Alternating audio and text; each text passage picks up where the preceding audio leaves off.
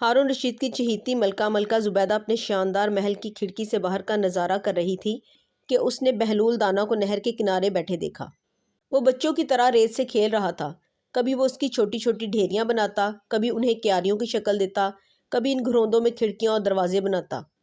زبیدہ کچھ دیر اس کا یہ کھیل دلچسپی سے دیکھتی رہی، پھر اپنی چند کنیزوں کے ساتھ باہر آئی اور بہلول کے پاس آ کر کھڑی ہو گئی اور اسے متوجہ کیا۔ بہلول، یہ کیا کر رہے ہو؟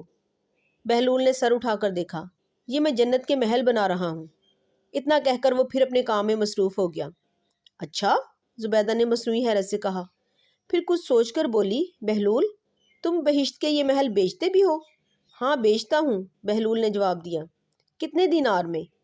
زبیدہ نے مزاحاً پوچھا۔ صرف 100 دینار میں، بہلول نے بتایا۔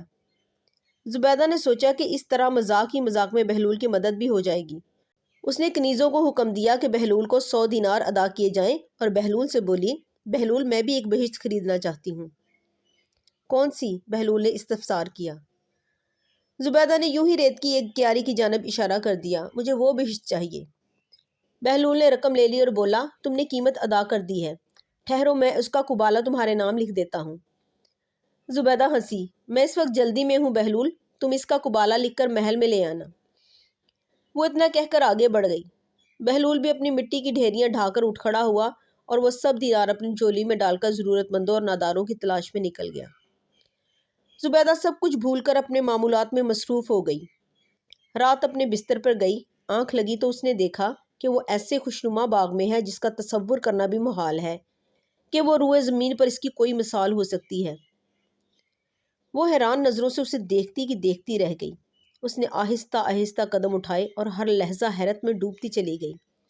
اس کے چاروں طرف عظیم الشان محلات تھے جن کے در و دیوار میں جڑے ہوئے سترنگے جواہرات نگاہوں کو خیرہ کر رہے تھے۔ چمن میں بہتی ہوئی نہروں کا پانی موتیوں جیسا شفاف تھا۔ گلستان کی بہار قابل دید تھی، کلیاں چٹک رہی تھیں، پھول کھل رہے تھے، فضائیں معطر تھیں اور ہواؤں میں تازگی اور خوشگواری تھی۔ روشیں پھولوں سے بھری ہوئی تھیں اور ان کی مہک نرالی تھی۔ اتنی خوبصورتی، اتنا حسن اور دلکشی یکجا دیکھ کر زبیدہ حیران ہو رہی تھی کہ کچھ غلام اور کنیزیں صفے باندھے قریب آئے۔ زرنگار کرسی بیٹھنے کے لیے پیش کی اور مؤدبانہ لہجے میں بولے، تشریف رکھیے۔ زبیدہ تصویر حیرت بنی اس زرعی کرسی پر بیٹھ گئی۔ ایک کنیز آگے بڑھی اور اس نے ایک دستاویز چاندی کی تشتری میں رکھ کر زبیدہ کو پیش کی۔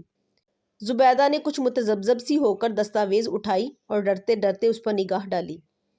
اس میں سونے کے حرفوں سے لکھا تھا، یہ قبالہ ہے اس بہشت کا جو بہلول نے زبیدہ کے ہاتھ فروخت کی ہے۔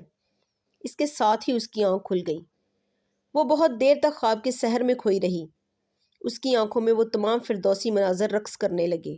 اس نے سوچا، غور کیا اور اسے یقین ہو گیا کہ اس نے جو کچھ دیکھا ہے وہ خواب کی صورت میں ایک بشارت ہے۔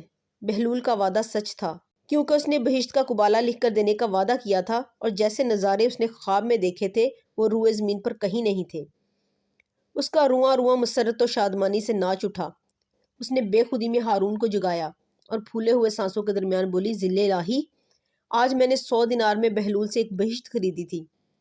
میرا خیال تھا کہ وہ ایک مذاق ہے، دیوانے کی بڑھ ہے، مگر وہ ابھی ابھی مجھے خواب میں دکھلا دی گئی ہے۔ اس کا قبالہ میرے نام ہے، میں نے ابھی اسے اپنی آنکھوں سے دیکھا ہے۔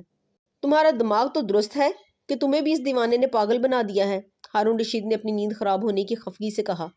نہیں، میں سچ کہہ رہی ہوں، میں نے خواب میں جو کچھ دیکھا ہے اس کا دیدار کسی انسانی آنکھ نے نہیں کیا ہوگا۔ وہ بہشت میرے نام ہے، خدا کی قسم میں نے اس کی دستاویز دیکھی ہے، زبیدہ نے جوش سے بتایا۔ اوہو، یہ وقت ایسے الٹے سیدھے خواب سنانے کا ہے؟ خاموش ہو جاؤ اور میری نیند خراب نہ کرو، ہارون رشید نے غصے سے کہا اور کروٹ بدل لی۔ لیکن زبیدہ کی آنکھوں سے نیند غائب تھی۔ وہ تمام رات اس نے اسی تصور میں گزار دی۔ صبح اٹھتے ہی وہ پھر ہارون کے گرد ہو گئی اور اس سے قسمیں کھا کھا کر اپنا خواب سنایا اور یقین دلایا کہ اس کا خواب سچا ہے اور بہلول سے خریدی ہوئی جنت حقیقت ہے۔ ہارون نے بہلول کو بلا بھیجا۔ وہ اپنی گدڑی میں لپٹا شہنشاہوں کی سی شان سے آیا اور معنی خیز لہجے میں ہارون سے بولا، تجھ جیسے بادشاہ کو مجھ فقیر کی ضرورت کیوں آن پڑی ہے؟ سنا ہے تو نے بہشت بیچنے کا کاروبار شروع کیا ہے، ہارون نے مذاق اڑایا۔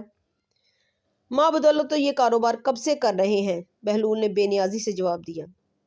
سنا ہے تو نے ملکہ کو بھی کوئی بہشت بیچی ہے، ہارون نے سوال کیا۔ ہاں، بہلول نے اثبات میں سر ہلایا۔ کتنے میں؟ ہارون نے پوچھا۔ 100 دینار میں، وہ بولا۔ بہت خوب، میں بھی تجھے 100 دینار سے کچھ زیادہ ہی دے دوں گا، ایک بہشت میرے ہاتھ بھی فروخت کر دے، ہارون نے کہا۔ بہلول نے کہکہا لگایا، ہارون تیری ملکہ نے تو اندیکھے میں سودا کیا تھا، تو نے تو اس سے یہ سب کچھ سن لیا ہے، اب اس کی قیمت ادا کرنا تیرے بس کی بات نہیں۔ ایسی مزید ویڈیوز دیکھنے کے لیے ہمارے چینل کو سبسکرائب کریں تاکہ ہماری نئی ویڈیوز کی نوٹیفیکیشن آپ کو بر وقت ملتے رہیں۔ ملتے ہیں پھر کسی نئی ویڈیو کے ساتھ، تب تک کے لیے اللہ نگہبان۔